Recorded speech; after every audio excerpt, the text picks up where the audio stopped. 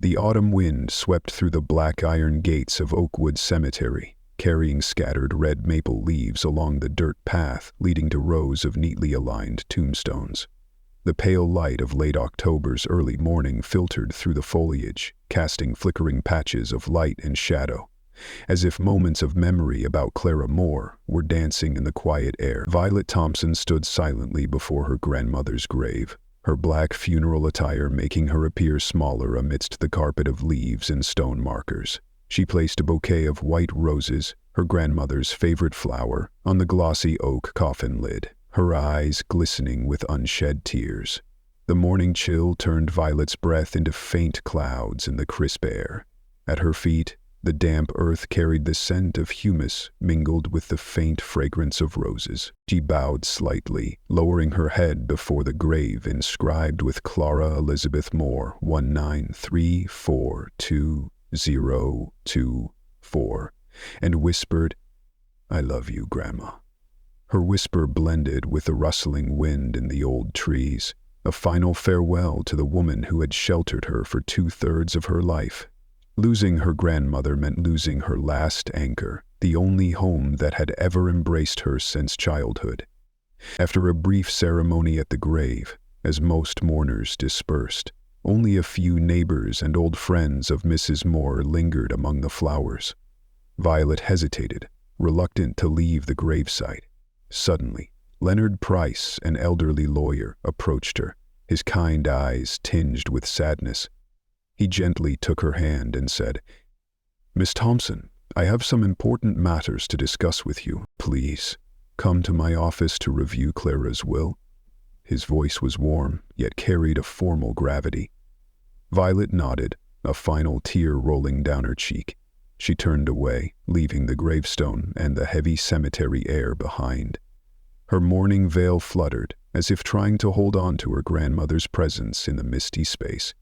She walked down the dirt path, each step weighed down by decades of memories.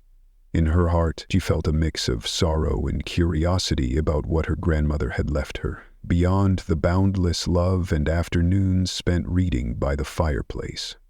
Leonard Price's law office was on the second floor of an old red brick building on Main Street, Cedarville.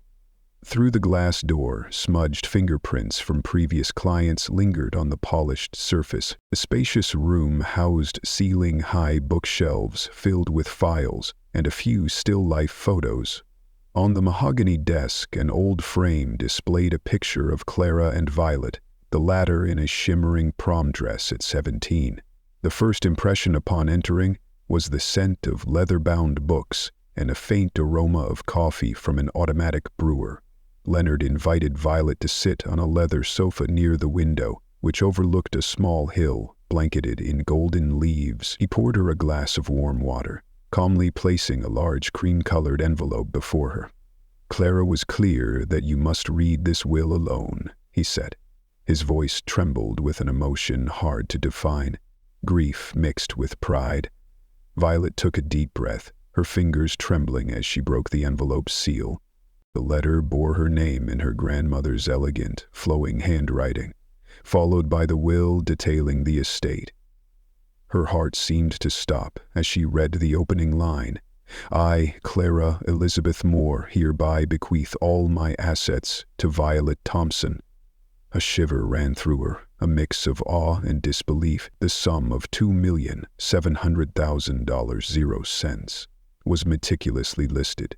Profits from the antique business Clara founded in 1960, plus savvy stock investments accumulated over 4 decades. Violet held the will aloft, her eyes locked on the staggering figure. Mr. Price gently handed her a small framed photo. "She wanted you to have this memory," he said. The photo showed Clara in a hospital bed, leg in a cast, yet beaming brightly, with 17-year-old Violet in her sparkling prom dress, sticking out her tongue and striking a playful pose. Memories of that prom night, when her grandmother fell and Violet chose to stay at the hospital instead of attending the dance, flooded back vividly. Tears overwhelmed her. She clutched the photo, sobbing as tears streamed down. Each line of the will felt like an invisible thread tying her to her grandmother's love and sacrifices. Leonard waited silently until she calmed, then continued. This money isn't just wealth, it's security for your future. Clara wanted you to live fully, free from financial worries. Violet nodded faintly, stammering, I don't know what to say. He handed her a tissue and gave a slight bow. Violet stood slowly, holding the will and photo close. Her steps were heavy, but a newfound peace warmed her heart. Her grandmother's final protection still lingered. As she left the office, the late afternoon sun pierced the foliage, casting warm streaks along the hallway, as if Clara herself were welcoming her back to life. Back at her rented apartment in Maplewood, Violet climbed the old iron staircase. The cozy space had white-painted walls, worn wooden floors, and shelves packed with art history comics. She placed the envelope and photo on the table, sinking into an armchair to relax. Her heart raced, her mind reeling at the fortune her grandmother left her. Before she could process it, her phone rang. A number she didn't recognize. Tensing, she answered. Ryan's voice came through. You back? How was the small gathering today? A mix of warmth and probing anticipation made Violet pause. It was fine, she replied curtly. I have some things to discuss. Ryan's tone softened, hesitant. I heard about the will. It's a lot of money. Have you read it? Ever thought about a joint account? The question caught her off guard, leaving her stunned. A joint account? She stood, walking to the window as the golden sunset bathed Maplewood's streets. His suggestion stirred unease, a warning of something amiss, but she forced a faint smile. You don't need to worry about that. I'd rather talk in person. Ryan quickly reassured her, his voice gentle. Sure, we'll talk when I'm home. After hanging up, Violet sank back into the chair, staring at her grandmother's photo. The wind outside seemed to murmur, "Be careful, dear." That night, Violet couldn't sleep. She reread the will, tracing her grandmother's every word. Clara had lived simply, dressed modestly, yet amassed a fortune. Memories of her at antique fairs and tense auctions came alive in vivid detail. Violet vowed silently, I won't let you down. As the city fell quiet, she sat up, grabbing her old laptop. The online banking portal loaded. Under account balance, it read $0, 0 cents. Her breath caught, heart pounding. Trembling, she re-entered her password. Still 0. Panic surged. This can't be, she whispered. Suddenly, memories of the funeral evening, the autumn wind, Mr. Price's sad eyes, her grandmother's faint smile, rushed back. Choking back tears, Violet called Rachel. I'm in the worst situation, she said, voice breaking. Rachel soothed her. Stay calm, we'll figure it out. After the call, Violet pulled out the will and photo, placing them on the table like witnesses to her new fate. Outside, the full moon silently illuminated the room, a promise that her grandmother still watched over her. In that moment, from a small wooden box she'd kept hidden, a lone, faded yellow envelope caught her eye. In Clara's delicate handwriting, it read, For Violet, rainy day. All her pain, frustration, and fear paused. Slowly, she reached for it, heart racing.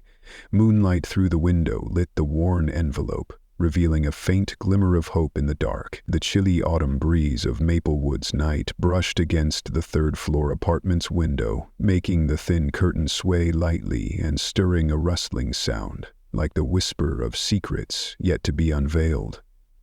The wall clock had just ticked past 11, but Violet Thompson was wide awake. The room was so still she could hear the steady tick-tick blending with the faint sound of the last car rolling down the quiet street. On her desk, the will's documents and the prom night motto of her and Clara lay neatly arranged, a constant reminder of her grandmother's love and her duty to protect that legacy. Suddenly, Her phone blared with an unknown number in the dark. Violet hesitated, but pressed accept. "Ms. Thompson?" A professional, slightly hoarse female voice said. "This is Vincent Gregory, family attorney. Mr. Price asked me to contact you regarding some urgent legal matters." Violet's heart skipped a beat. She sat up straight, the desk lamp casting light on her weary face. "Mr. Gregory? What's so urgent this late?" she asked, her voice tired but steady.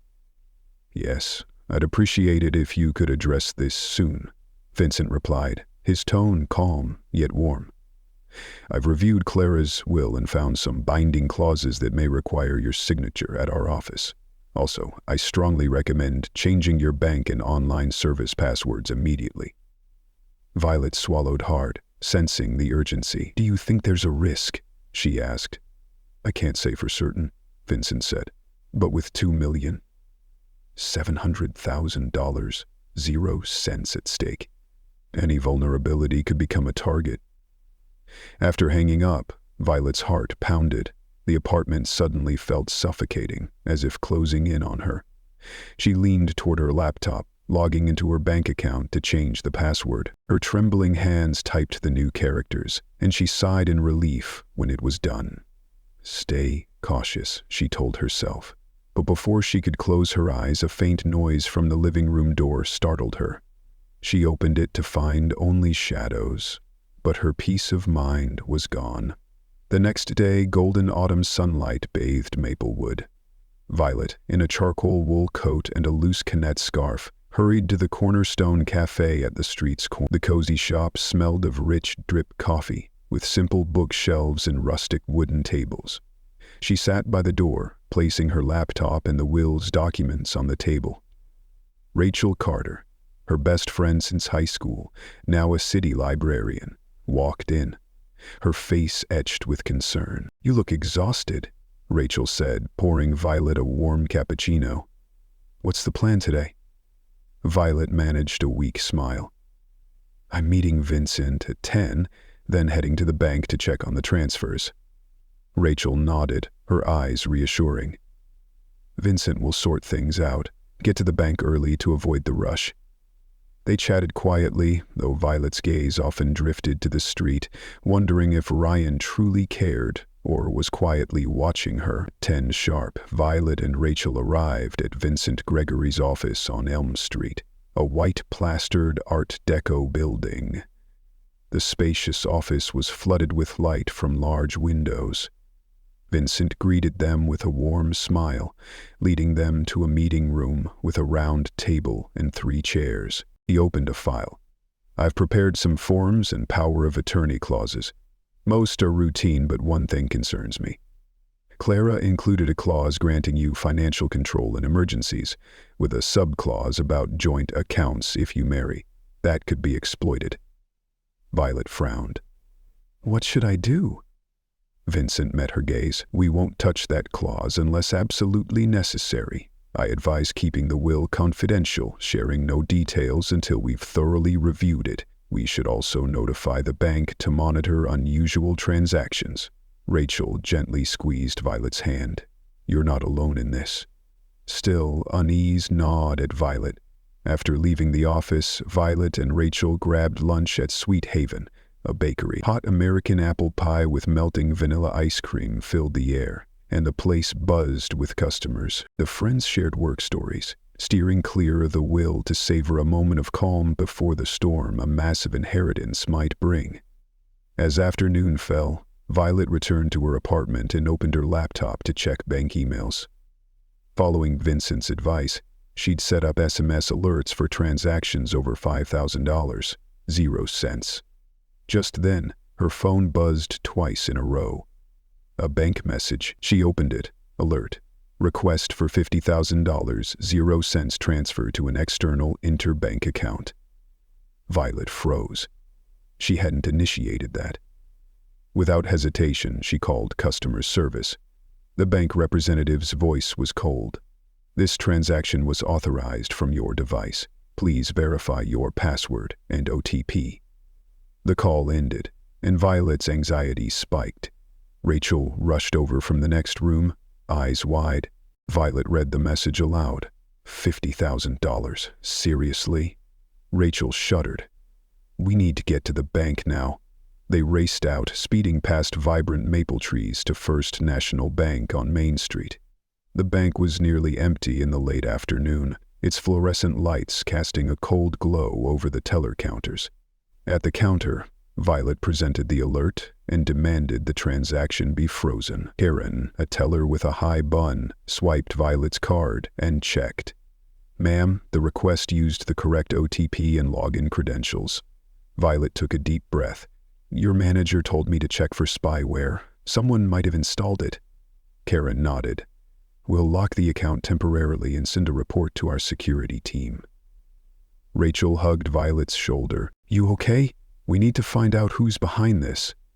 Back at the apartment, Violet and Rachel sat across from each other at the old oak table, now cluttered with papers and new passwords. Violet pulled out the small wooden box holding her grandmother's keepsakes. Inside were the prom night in photo and a faded yellow envelope with unfamiliar writing. For Violet, rainy day. The girls exchanged glances and opened it. A lightly rusted silver key and a torn note fell out. When storms come, use this key. I trust you'll protect yourself. Clara's signature flowed like a soft breath. Their steps slowed, weighed by quiet emotion. Violet held the key, her eyes gleaming with resolve. This must be for Grandma's secret safe, she said. Rachel gripped her hand, eyes shining. Exactly. Tomorrow, we'll check the Main Street branch for the safe. The moon rose high, illuminating the silver key and envelope on the table, a lone anchor in the financial storm. As Violet set the key down, her phone rang loudly. She jumped, seeing Ryan Thompson on the screen. Before she could catch her breath, his voice came through, warm but tinged with worry. Hey, why are you still up? I'm home, let's talk. Maplewood's night seemed to tighten around her, leaving only the whisper of falling leaves and the anxious beat of Violet's heart. The Tuesday morning dawn filtered through the thin curtains of Violet Thompson's small Maplewood apartment, casting a golden glow over the bookshelves and her worn wooden table. She woke with a tight knot of anxiety in her chest after a sleepless night, knowing she could no longer delay facing the harsh reality. First, she needed answers about the alarming $50,000 0 cents transfer alert from the bank yesterday. Her trembling hand grabbed her phone, opening the banking app.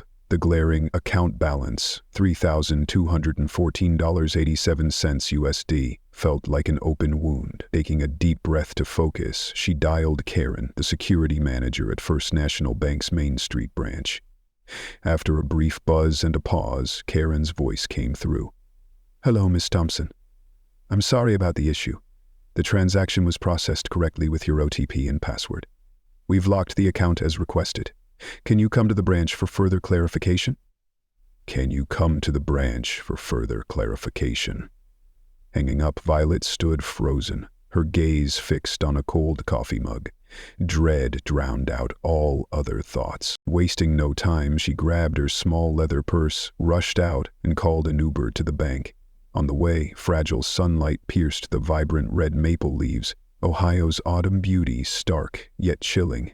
She reached the teller counter at 10 minutes to 8, just as the bank opened. The spacious room, with white marble walls and dark wood counters, greeted each customer with the staff's professional smiles. Violet presented her ID, standing before Karen, who was now at a computer, scanning transaction reports. I want to see the full history of transfers from the past week, Violet said, her voice firm. Karen nodded, her fingers flying over the keyboard, then printed a thick stack of papers. Violet sat at a waiting table, flipping through the pages, each line, from a negative balance to $3,214.87, then transfers of $50,000, 0 cents, and $20,000, 0 cents, stunned her. Vincent's words echoed in her mind. Monitor every change in your account. She clutched the papers, cheeks flushed with stress. Anything suspicious? She asked Karen. Karen shook her head. All OTPs were valid, and the IP matched your device. It's likely a hacker or someone installed spyware earlier. Rachel, standing nearby, whispered, "You okay?" Violet nodded, eyes glued to the papers. "She's right. They had my password and codes." After locking the account and promising close monitoring, Violet and Rachel left the bank, walking down a narrow path lined with trees. Rachel took Violet's hand. "We need to remove the spyware. My tech friend can help." Violet nodded fiercely, eyes blazing with resolve. "Yes, we act now." They called Tom Garner, a college friend and freelance IT specialist in Cincinnati, arranging for him to check her laptop at the apartment. Back home, Violet unlocked the door and carefully placed her grandmother's keepsake box on the table. She and Rachel cleared the table, opened the laptop, and set her phone nearby for Tom's remote access. While waiting for the connection, Rachel rummaged through the box, pulling out 2 items: the prom night mail photo and a faded yellow envelope. Written on it was, "For Violet, rainy day," in Clara's delicate handwriting. Rachel handed it to Violet. "Did I give this to you?" Violet froze, her face a mix of sorrow and surprise. "I have never seen this envelope." Tom's footsteps echoed from upstairs, followed by a gentle knock. He entered, serious-faced, carrying a backpack with his laptop and tools. Connecting via TeamViewer to Violet's machine, he typed commands, eyes scanning the screen. "You've got a keylogger and spyware installed months ago. Someone's been tracking your every move," Tom said. Violet's breath caught, her heart heavy. Tom continued, "I'll wipe it clean, reinstall the OS, and transfer critical data to an external drive. But keep that key and envelope safe. It might unlock your grandma's secret safe." Rachel sighed, gripping Violet's shoulder. "You won't let anyone exploit you or your grandma." Violet placed the envelope in a wooden tray on the table, her gaze pensive. "We need to go to the Main Street Bank, find safe deposit box 457. Tom nodded. "Right, but you'll need a power of attorney or court order to access it. Have Vincent prepare the paperwork."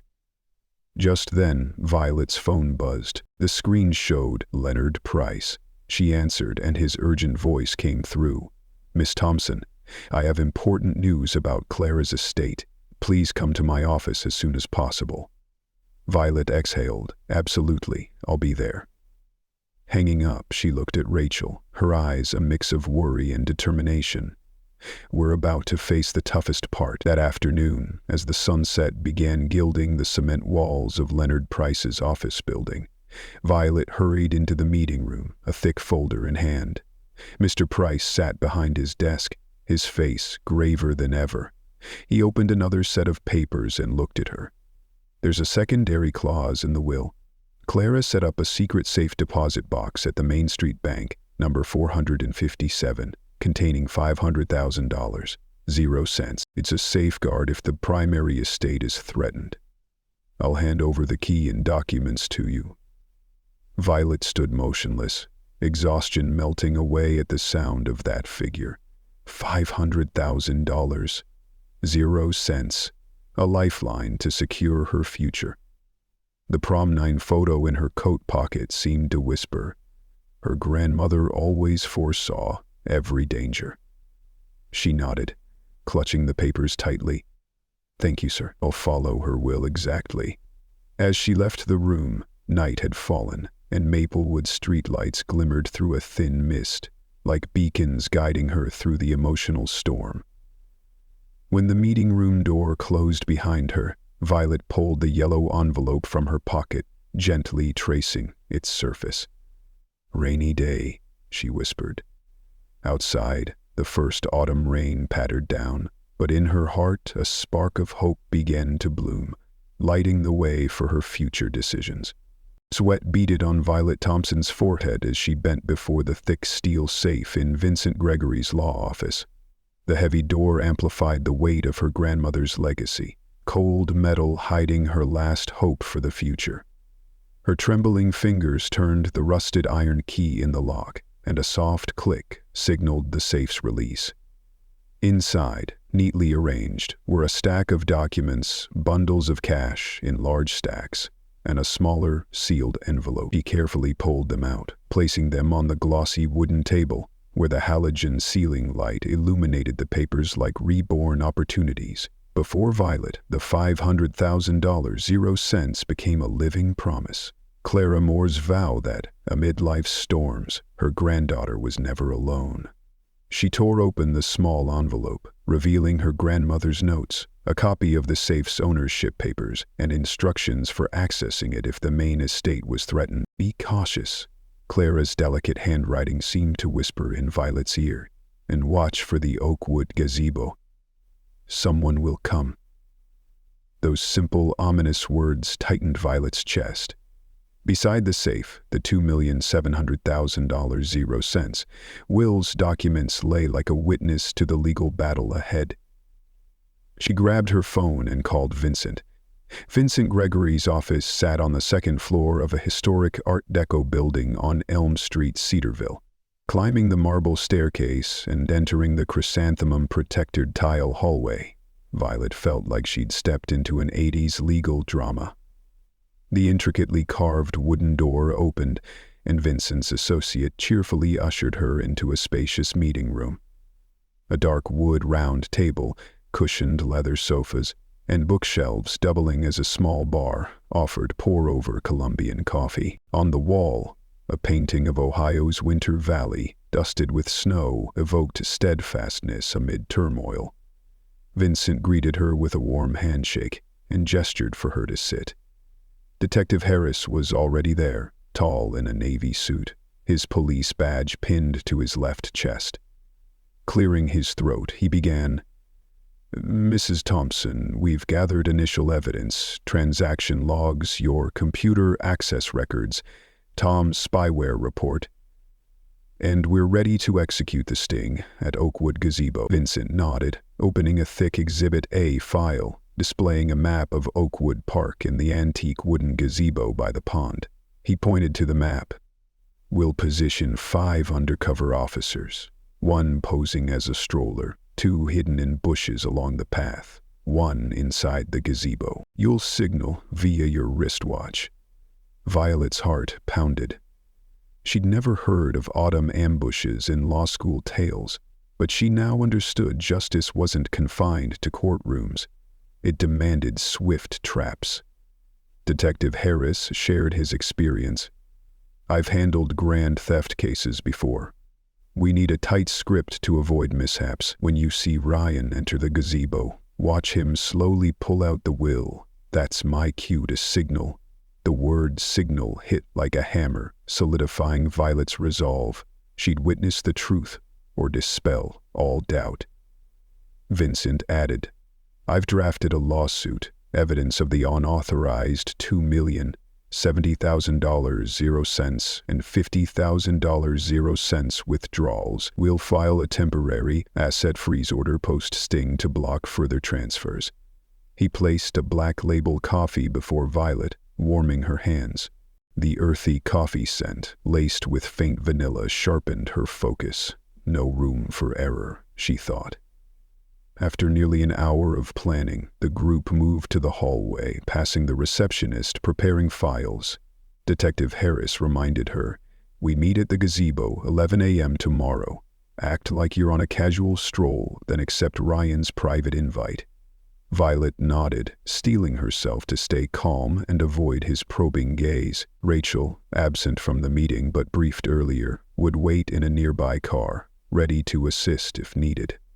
Leaving the office, Violet and Vincent walked down Elm Street, passing Maple Delights, where donut steam wafted out.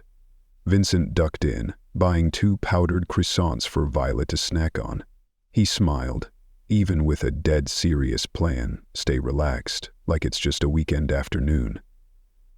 Violet thanked him, nibbling the buttery cinnamon-dusted pastry.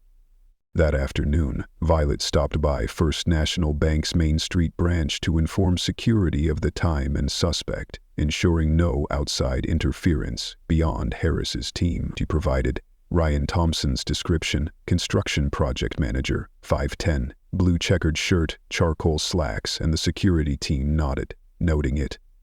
"We'll enhance cameras and alert neighborhood patrols," the bank employee said. That evening, Violet returned to her apartment, preparing a plain gray dress to blend in, comfortable flats, a slim leather wallet with ID and a will photocopy. She checked her wristwatch, the covert signal device only she understood. Rachel arrived, carrying sticky rice with gack fruit and hot ginger tea. Patting Violet's shoulder, Rachel said, "Rest tonight. You've got a performance tomorrow." Violet hugged her grandmother's photo, staring at the prom night image. Clara in a hospital bed, 17-year-old Violet grinning mischievously beside her. Clara had once said, "Be strong, even if the world turns its back." Now those words fueled Violet's spirit. She closed her eyes, relaxing her shoulders, picturing herself calm and confident entering Oakwood Park. Tomorrow morning, the sting would unfold. She didn't know what Ryan would bring. Would he confess, deflect, or try psychological tricks to sway her? A storm of finance and emotion had crashed into her life, but her grandmother's smile and Justice's support steadied her. She took a deep breath, her gaze falling on the yellow envelope still on the table, inscribed, "For Violet, rainy day." Everything was ready. Ryan Thompson stepped onto the weathered wooden steps leading to the gazebo in Oakwood Park, bathed in the late autumn noon light, where drooping willow branches swayed like a natural canopy. His light blue checkered shirt fluttered in the gentle breeze, its neat stripes suggesting a formal meeting, yet making him stand out against the golden blaze of maple leaves. He paused at the center of the wooden floor, glancing around with faint unease, then strode toward Violet Thompson, who stood at the gazebo's edge in the willow's shade. Her simple gray wool dress and thin cashmere coat hugged her frame, her hand clutching the wristwatch rigged to signal. Though outwardly calm, her heart raced with anxious resolve. Violet stepped to the center, her eyes locked on his, her voice steady. "You asked me to meet here, Ryan. What do you need to say?" Ryan bowed his head as if hiding his unease. I'm sorry for worrying you. It's important." He pulled out a white envelope, gripping it tightly. It's a transaction record with some people. I thought you'd understand if you knew." Violet stood still, silently studying his every move. His face paled, his forced smile like that of a man unraveling. "I thought I could fix everything," Ryan continued, his voice trembling. "My sister and I planned this to pay off a shady investment group I got tangled with. They forced me to take your money. I transferred the whole $2,700,000, 0 cents. But now they're tightening the screws. I don't know what to do." His voice choked, his anxious eyes widening. Violet felt the layers of emotion in his words. Regret, fear, desperation. That was the first signal. She subtly tilted her wrist, the watch's metal glinting once. Around the gazebo, 4 officers and Detective Harris, clad in dark coats, hidden in bushes and willows, moved silently into position. An undercover cop, posing as a stroller, watched intently from the foliage. The rustle of leaves underfoot underscored the tense air. Ryan sensed something wrong. What game are you playing?" He backed toward the wooden railing, his hand striking it. Violet's eyes narrowed, her voice icy. "No games, just justice." She held up the transaction record he'd given her. "This is your evidence, and this," she pulled out a photocopied will and transfer proof, "shows you stole my grandmother's legacy." Harris's sharp command cut through. "Stop! Drop it!" Police surged forward, encircling the gazebo. Ryan flinched, dropping the envelope, his eyes wide like a man finally exposed. "Ryan Thompson, you're under arrest for grand theft and money laundering," Harris barked, his voice firm. Ryan stumbled back, grasping for control, but was swiftly restrained and cuffed. His glance at Violet held fleeting pain mixed with resentment. Violet's chest tightened bitterly as she watched him stagger away. Rachel Carter, transforming from distant friend to steadfast ally, rushed to her side, hugging her shoulders. "You okay?" Violet shook her head weakly, tears welling. "I'm fine," she rasped. She turned to Harris. "What's next?" He nodded, his face grave. "We'll take him to the station for questioning. You'll need to visit the bank's fraud unit to confirm irregular transactions and provide more details." As Ryan was loaded into a police car and the officers dispersed, the gazebo fell silent, save for the soft sway of leaves. Violet and Rachel walked under the willows, pausing by the pond's shimmering surface. Violet gazed at her reflection, rippling among fallen leaves. Rachel took her hand. "Let's head to the bank." Violet nodded, her eyes steely. "We need more evidence to sue him and his sister."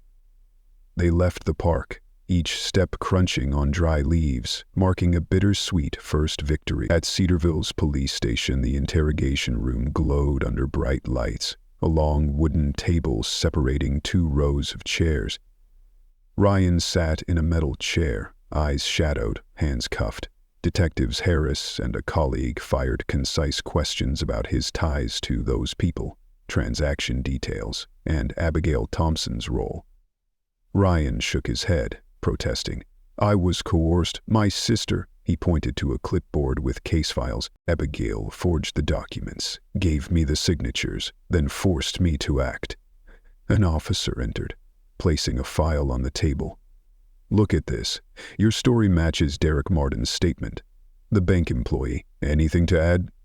Ryan bowed his head, choking out. I'm sorry, Violet.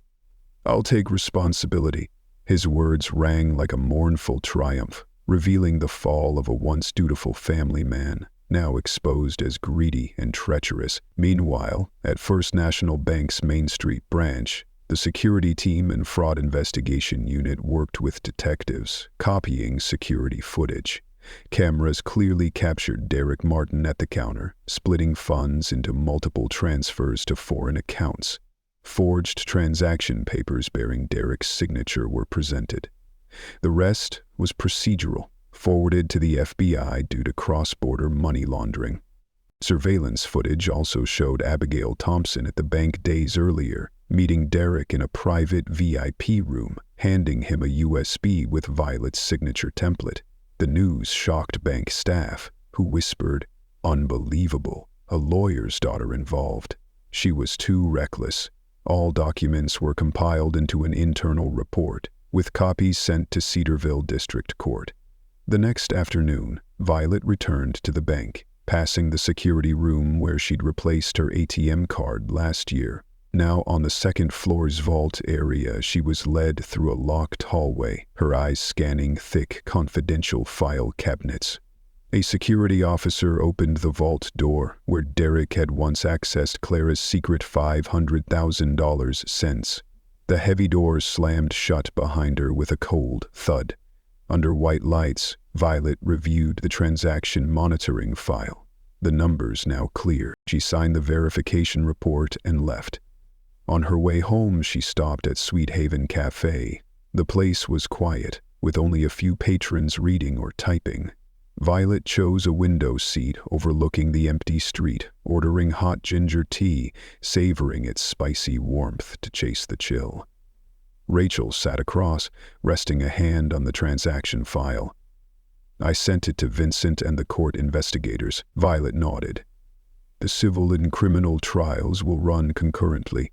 We'll sue for full restitution and assist the prosecution to bring them to justice." Rachel smiled encouragingly. "You're so strong." Her warm voice was exactly what Violet needed. They sat in silence, sipping tea, gazing out the window. Outside, maple leaves fell slowly, signaling that autumn brought not just color, but the start of a new journey.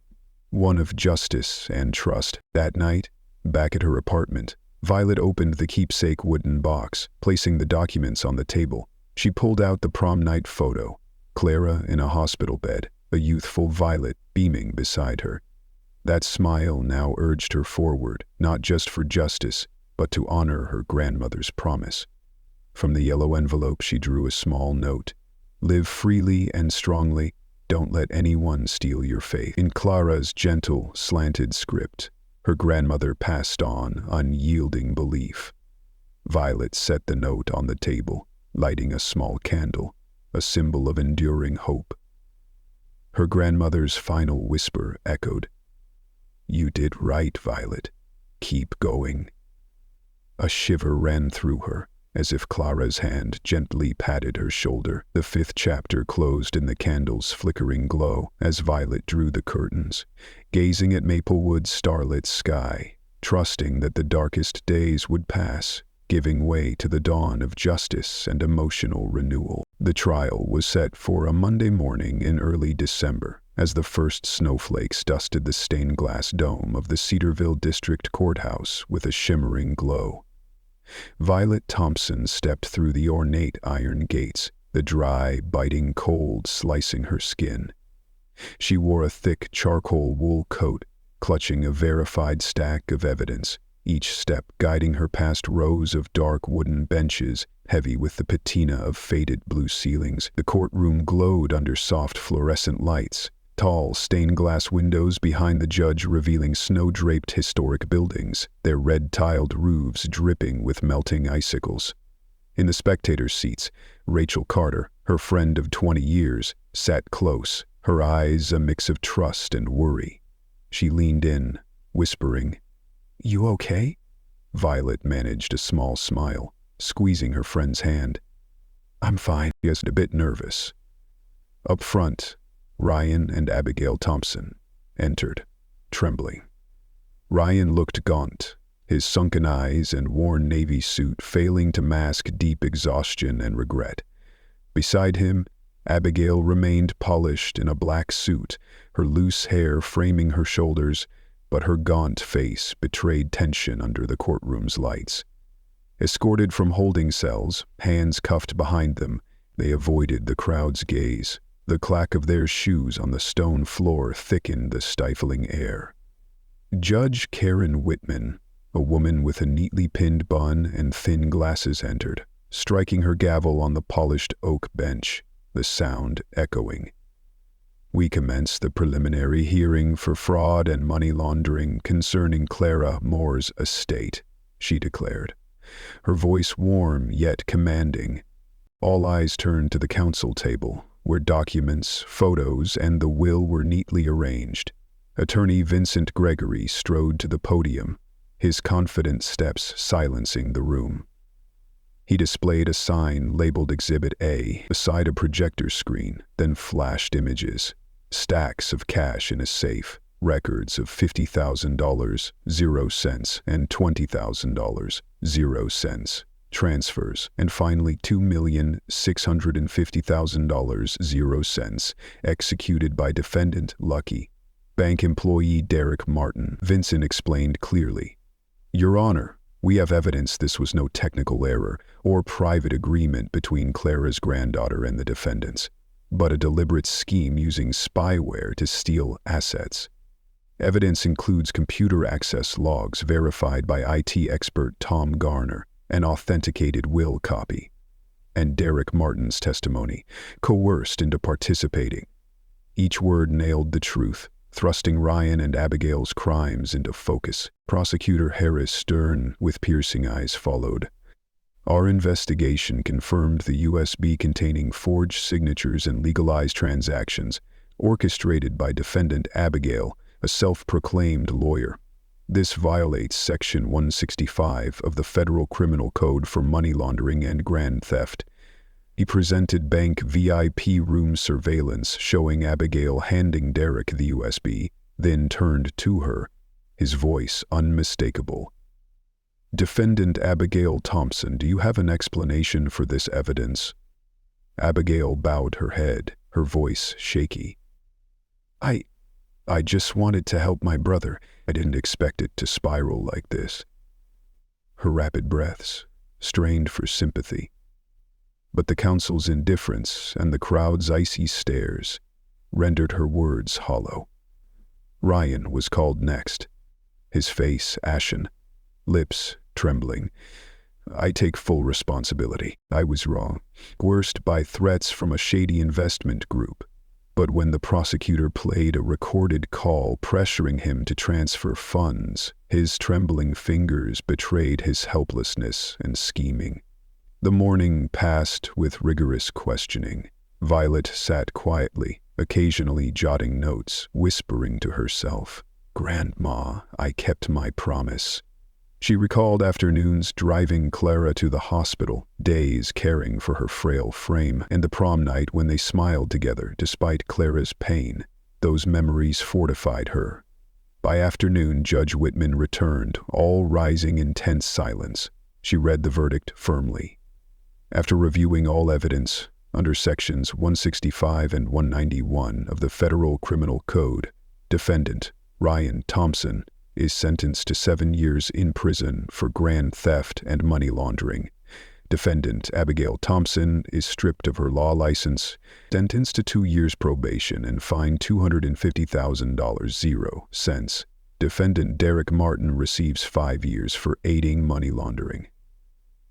The final gavel strike resounded, closing a dark chapter in Violet's life and opening a path to healing. In that moment, Violet exhaled, her shoulders trembling as if shedding a burden. Rachel gripped her hand, tears welling. "You did right, Violet." Vincent approached, eyes gleaming.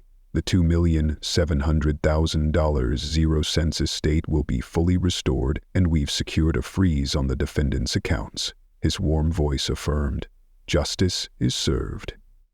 Violet nodded, tears streaming, carrying profound relief. She knew a sweeter song of hope would now rise. That afternoon, Violet returned home, her heart bruised but unbroken. She opened her laptop, logged into her bank app, and saw the vibrant green text. Account balance, $2,700,000 0 USD. Her heart surged, her eyes sparkling in the screen's glow.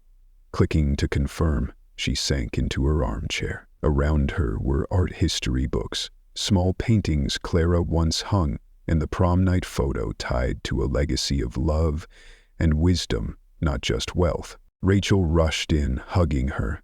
"You did it!" Their tearful laughter filled the warm room. That evening, Violet visited Sweet Haven, where she'd savored ginger tea and croissants with Rachel. The cafe glowed with golden lights, the scent of cocoa and cinnamon sugar wafting through. She chose a quiet corner, ordered a coconut latte, and closed her eyes, relishing it. Rachel sat across, smiling. What better way to celebrate? Violet raised her cup, grinning. To Grandma and reclaiming trust. They clinked mugs, the cafe's soft music and coffee aroma enhancing the hopeful moment. A week later, Violet accepted an invitation to Pages & Co. bookshop to meet Ethan Harper, a literature professor with a kind smile and earnest eyes. The shop hummed under neon lights, its ceiling-high shelves blending scents of old paper and dried fruit. Ethan greeted her with a gentle hug, gifting her a classic epic they'd discussed via email. "I heard you overcame everything," he said softly. "I admire you." Violet's heart warmed, her voice trembling. "Thanks for caring." They sat at a table, lost in talk of poetry and life, the Pages' words promising a fresh start. Months later, on a warm spring afternoon, Violet and Ethan held a simple ceremony in her backyard. Sunlight danced through willow branches, a brick path blooming with floral patterns. In the breeze, wooden chairs lined 2 rows under a floral wedding arch, where Violet's prom night photo sat proudly on a table beside white roses and purple lotuses, Clara's favorites. Rachel was the maid of honor, Vincent a legal witness. Judge Whitman attended, her eyes kind. Violet, arm in arm with Ethan, glowed with faith, her eyes glistening. A violin played as they exchanged simple, meaningful rings, their vows brief but sincere. "I'll always choose you with truth and love." The small reception was cozy, with light American fare, salads, cheesy bread, apple cider, and a buzz with laughter. Close friends clapped and blessed them.